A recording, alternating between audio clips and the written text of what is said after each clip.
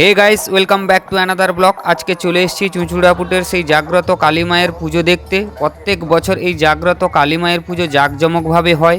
এই পুজো দেখার জন্য দূর দূরান্ত থেকে হাজার হাজার মানুষ আসে। এই কালীমাতা খুবই জাগ্রত, মায়ের কাছে যে যা চায় তা পেয়ে যায় যদি তারা ভক্তি ভরে মাকে ডাকে। প্রতি বছর মায়ের কাছে হাজার হাজার মানুষ দণ্ডি কাটে এবং মায়ের কাছে ভোগ দেওয়া হয়। চুঁচুড়াপুট কালী পুজো মানে ডিজে বক্সের মেলা। প্রত্যেক বছর উত্তর দিকে এবং দক্ষিণ দিকে বিশাল সংখ্যক ডিজে বক্স এবং ডিজে লাইট সাজিয়ে 7 দিন পর্যন্ত মেলা হয়। এই ঐতিহ্যবাহী পুজো আর ডিজে বক্স দেখতে হাজার হাজার মানুষ ভিড় করে। এই দেখো পূজার্চর স্থানে চলে এসেছি আমি। ফার্স্ট টাইম প্যান্ডেল এবং মন্দির দেখে স্টান্ট, কেননা প্যান্ডেলটাকে এত সুন্দরভাবে সাজানো হয়েছে, কি লাগছে তোমাদের বলে বোঝাতে পারবো না। চারিদিকে ফুল আর ফুল, যেমন প্যান্ডেলের ডেকোরেশন তেমনি ফুলের সাজসজ্জা, সব মিলে অসাধারণ লাগছে। এদিকে ঢাকি বাজানো শুরু হয়ে গেছে ঘটোত্তোলনের জন্য। প্রতি বছর আড়ম্বরভাবে ঘটোত্তোলন হয়। এই ঘটোত্তোলন দেখার জন্য একে একে মানুষ আসা শুরু করেছে। এদিকে মায়ের মন্দির দারুণভাবে ফুল দিয়ে সাজিয়েছে, দূর থেকে অসাধারণ লাগছে। মাকেও সুন্দরভাবে সাজিয়েছে, যেন মনে হচ্ছে মা স্বয়ং এসে উপস্থিত হয়েছেন।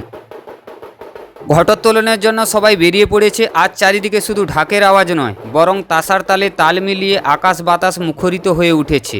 আজ সেই মহেন্দ্রক্ষণ, আজ মা কালীর ঘটোত্তোলনের দিন। গ্রাম থেকে শহর সব পথ আজ মিশেছে পবিত্র জলাশয়ে। আপনারা দেখতে পাচ্ছেন চোখের নাগালে শুধু মানুষের মাথা। হাজার হাজার ভক্ত আজ ঘর ছেড়ে বেরিয়ে পড়েছেন।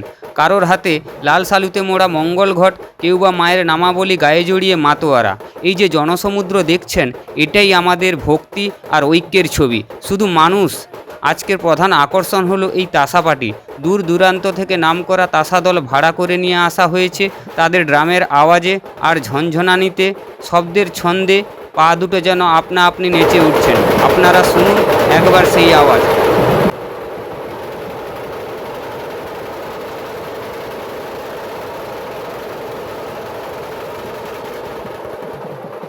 শান্তি বজায় রাখতে স্বেচ্ছাসেবকরা হিমশিম খাচ্ছেন, কিন্তু ভক্তের আবেগ কি আর বাধা মানে? কেউ শঙ্খ বাজাচ্ছে, কেউ উলুধ্বনি দিচ্ছে, কেউ আবিরে আবিরে চারপাশ লাল হয়ে উঠেছে। যেন মনে হচ্ছে মা কালী লকলকে জিহ্বার সেই রক্তিম আভা ছড়িয়ে পড়েছে সবার মনে। সারা বছর আমরা এই দিনটার জন্য অপেক্ষা করে থাকি। ঘটোত্তোলন মানে মায়ের বোধন শুরু। তাসা না বাজালে যেন ঠিক জমে ওঠে না। এবার ধুমধাম করে তাসা বেজে উঠেছে। ঘটোত্তোলন পর্ব শেষ হওয়ার পর প্রায় 500 জনের বেশি মানুষ মায়ের কাছে দণ্ডি কাটছে। সেই 500 জনের মধ্যে বৌদিও দণ্ডি কাটছে। এই কালীমাতা খুবই জাগ্রত। দূর দূরান্ত থেকে মানুষ আসে প্রতি বছর এই দণ্ডি কাটা দেখার জন্য। মায়ের কাছে যারা প্রার্থনা করেন, মা তাদের প্রার্থনা শোনেন যদি মাকে তারা ভক্তি ভরে ডাকে। এই দণ্ডি কাটা পর্ব প্রায় 1 থেকে 1.5 ঘন্টা চলতে থাকে। দণ্ডি কাটা দেখার জন্য হাজার হাজার মানুষ ভিড় করে, ঘর তোলা স্থান থেকে মন্দির পর্যন্ত। মায়ের চরণে নিজেকে সঁপে দেওয়ার এক অলৌকিক দৃশ্য। সারিবদ্ধভাবে একের পর এক মানুষ এগিয়ে চলেছেন মন্দিরের দিকে। কারোর মনে রোগমুক্তির প্রার্থনা, কারো বা কৃতজ্ঞতা প্রকাশ। 500-র বেশি ভক্ত আজ একযোগে দণ্ডি কাটছে মা কালী আশীর্বাদ পাওয়ার আশায়। শরীর ক্লান্ত হলেও মনের জোর অদম্য। এক পা করে মাটি ছুঁয়ে এগিয়ে যাওয়া পথটুকু যেন জীবনের কঠিন লড়াইয়ের প্রতীক। আর এই লড়াইয়ের শেষে একমাত্র ভরসা হচ্ছে মা। জাতি ধর্ম নির্বিশেষে আজ সবাই এক কাতারে। ভক্তি কোনো ভেদাভেদ নেই, আছে শুধু বিশ্বাসের এক পরম শক্তি। 500 মানুষের এই দণ্ডি উৎসব যেন প্রমাণ করে দেয়, ভক্তি যেখানে গভীর সেখানে কষ্ট আনন্দ হয়ে ধরা দেয়। ঘর তোলা শেষ হওয়ার পর সবাই এই জাগ্রত কালী মায়ের কাছে ক্ষীরভোগ দেওয়ার জন্য ভিড় করেছে। দেখো কত হাজার হাজার মানুষ ভিড় করেছে, তোমরা মাথা গুনতি করতে পারবে না।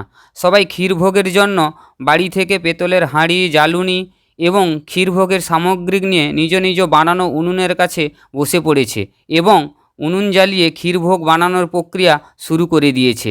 একটা ক্ষীরভোগ বানাতে প্রায় 1 থেকে 1.5 ঘন্টা সময় লাগছে।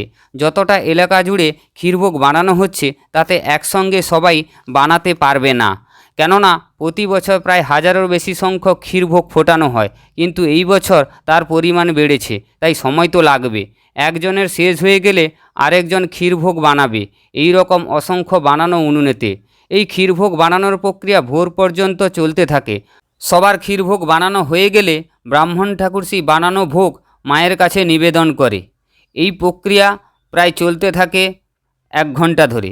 মায়ের বানানো ভোগ মায়ের কাছে দেওয়ার জন্য পুজো কমিটি একটা টিকিট দেয়, যাতে কারুর সঙ্গে কারু না মিশে যায়। তোমরাই দেখো কতটা পরিমাণ হাঁড়ি এখানে মায়ের জন্য ভোগ হিসাবে দেওয়া হয়েছে। তোমরা দেখলে অবাক হয়ে যাবে। দেখো তোমরা আগে কখনো দেখেছো নাকি এই রকম দৃশ্য? আমি তো আগে কখনো দেখিনি। তোমরা যদি দেখে থাকো তাহলে কমেন্ট করে জানিও।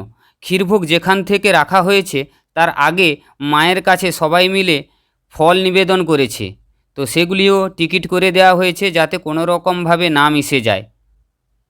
তো ভালো লাগলে লাইক সাবস্ক্রাইব করে পাশে